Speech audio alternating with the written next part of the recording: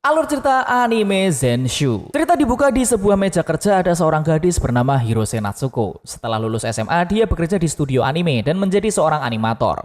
Hirose Natsuko adalah orang yang berbakat dalam industri ini. Karirnya berkembang dengan sangat cepat setelah dipercaya untuk membuat sebuah storyboard sekaligus sebagai sutradara dari anime yang berjudul Gadis Penyihir Sukeban Akademi Kegelapan, yang bercerita tentang seorang gadis yang memiliki kekuatan super dan mengalahkan orang-orang jahat.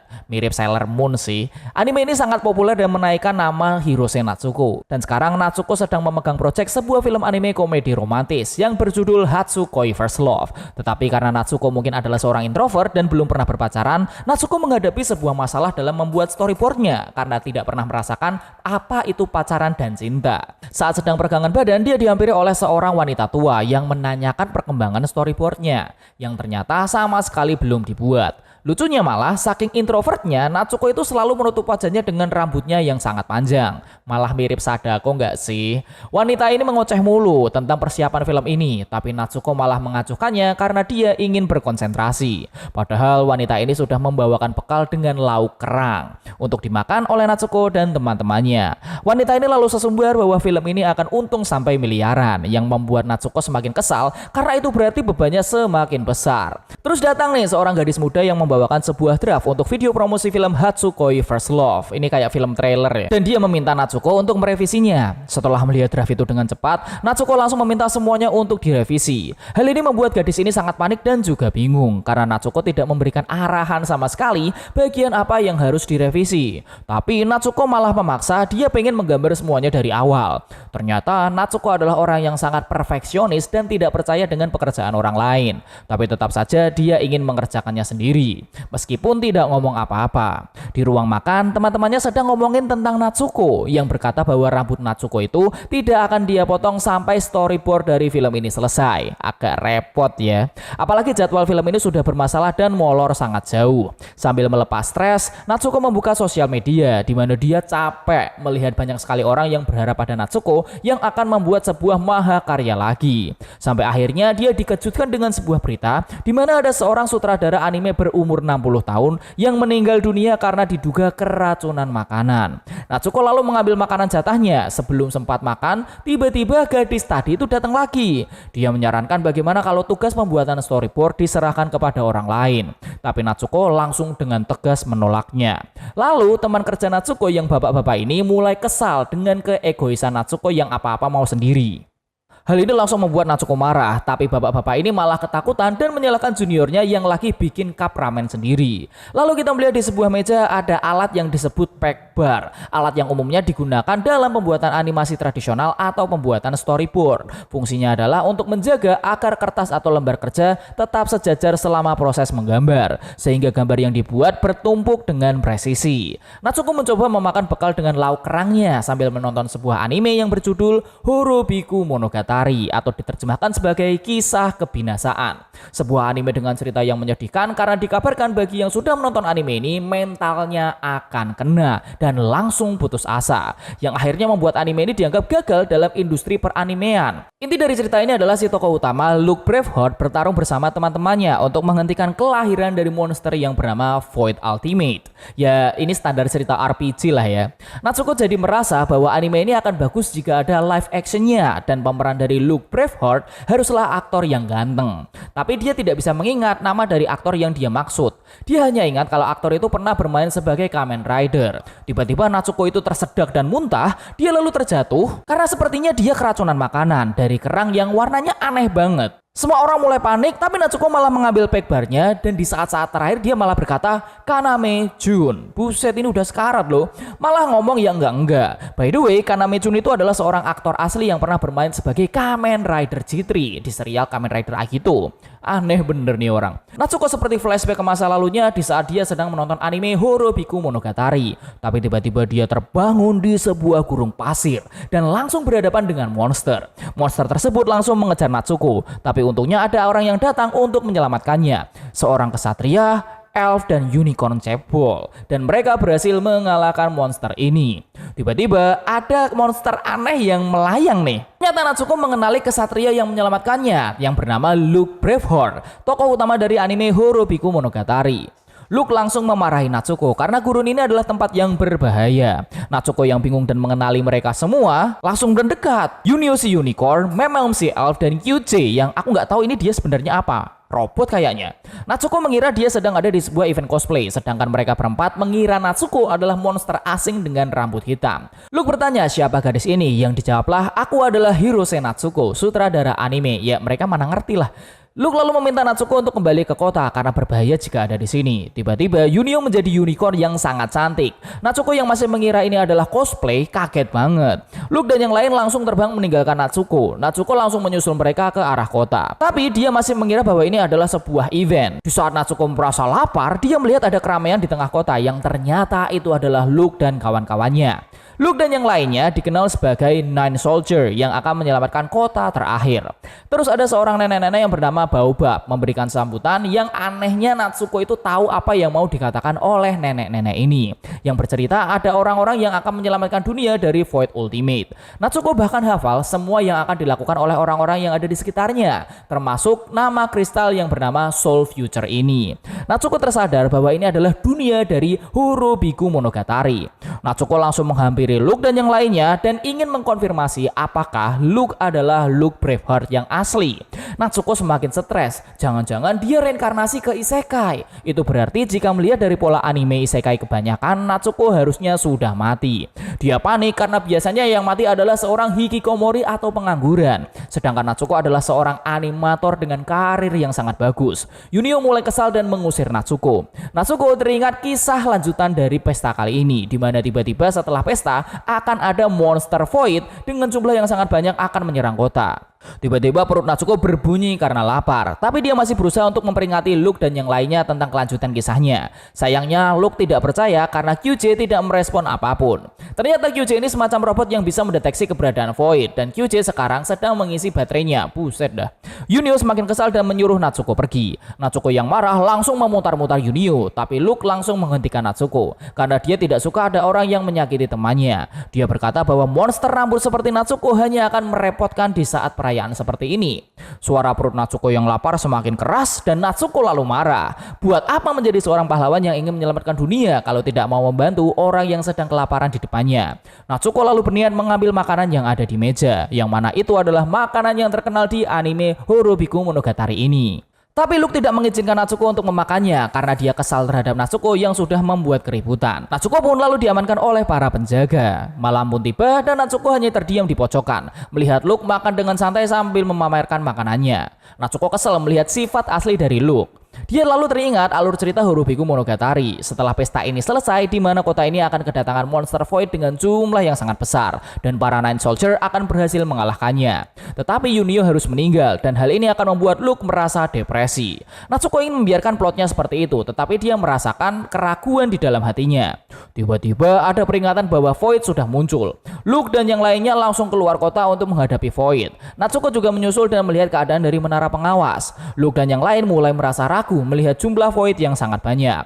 Luke lalu meminta Memelm dan Yunio untuk menyerang pasukan Void itu dari arah belakang lewat udara, sedangkan Luke akan menyerang dari arah depan. Pertarungan pun akhirnya dimulai. Luke harus berusaha keras karena dia harus mengalahkan Void satu persatu menggunakan pedangnya, tapi tetap saja Luke terluka. Tiba-tiba Pegbar yang dibawa oleh Natsuko bersinar. Memelm yang menyerang dari atas bersama Yunio tetap kewalahan menghadapi jumlah dari Void yang tidak ada habisnya. Luke hampir mencapai batasnya. Natsuko yang mengingat plot asli dari cerita Horobiku Monogatari tidak ingin membiarkan plot asli itu terjadi. Pegbar Natsuko semakin bersinar dengan terang dan bisa berbicara. Dia lalu meminta Natsuko untuk menggambar sesuatu. Natsuko terkejut kenapa Pegbarnya bisa berbicara. Tiba-tiba Yunio menarik mundur Luke. Dengan cepat Yunio langsung memberikan mantra pelindung kepada teman-temannya. Yunio berniat untuk mengorbankan dirinya sendiri karena Luke masih diperlukan untuk perang di kota terakhir. Natsuko langsung berlari untuk mengejar Yunio. Melihat hal ini, Luke meminta Natsuko untuk menyelamatkan Yunio karena dia berencana untuk menggunakan sihir peledak diri.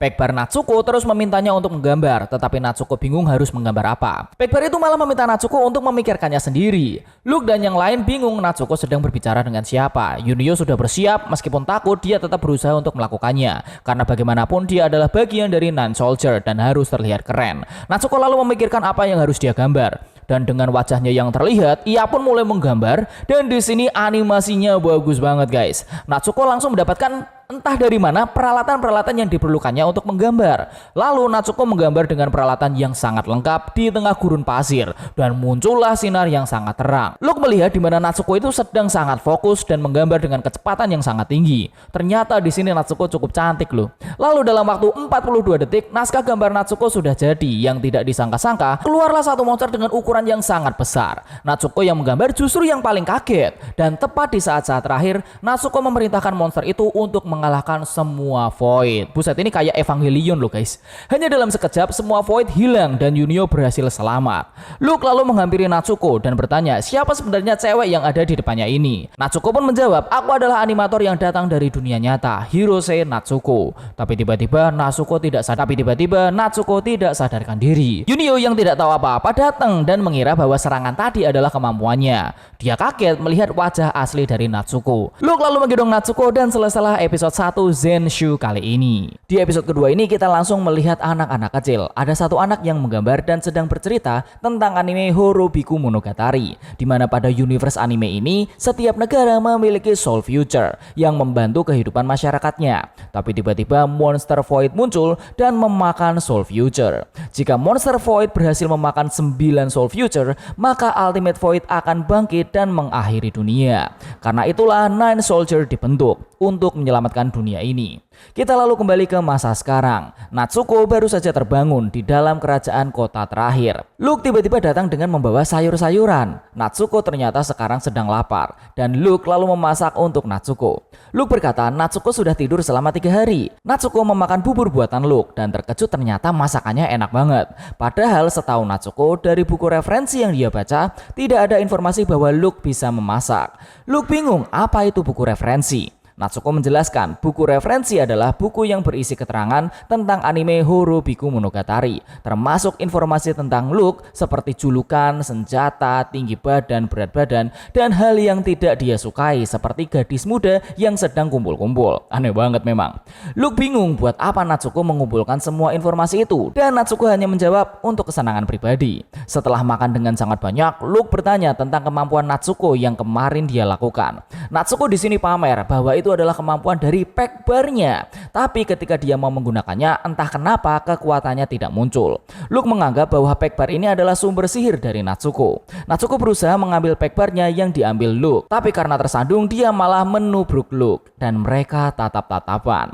Tiba-tiba Yunio masuk dan mengira bahwa Natsuko ingin memakan Luke dan menusuk bokong Natsuko dengan tanduknya. Natsuko marah dituduh seperti itu. Natsuko lalu bercerita, harusnya Yunio yang berterima kasih karena Natsuko dulu sudah membeli merchandise gantungan kunci Yunio. Lah kok gitu? Terus Pemerun juga datang dan senang melihat Natsuko baik-baik saja. Kyuji lalu masuk dan berkata bahwa Raja ingin bertemu dengan mereka, termasuk dengan Natsuko. Saat bertemu dengan Raja, Natsuko sangat kagum dengan detail kostum dan tubuh Raja. Lagian aneh banget Raja cuman pakai sempak. Tiba-tiba nenek peramal Baobab juga datang. Natsuko juga senang banget dengan wujud nenek Baobab. Namanya juga tukang gambar kali ya. Sikap Natsuko ini membuat yang lain panik karena itu tidak sopan. Tapi nenek Baobab malah senang dengan Natsuko dan ingin melihat wajah aslinya untuk memastikan bahwa dia adalah manusia.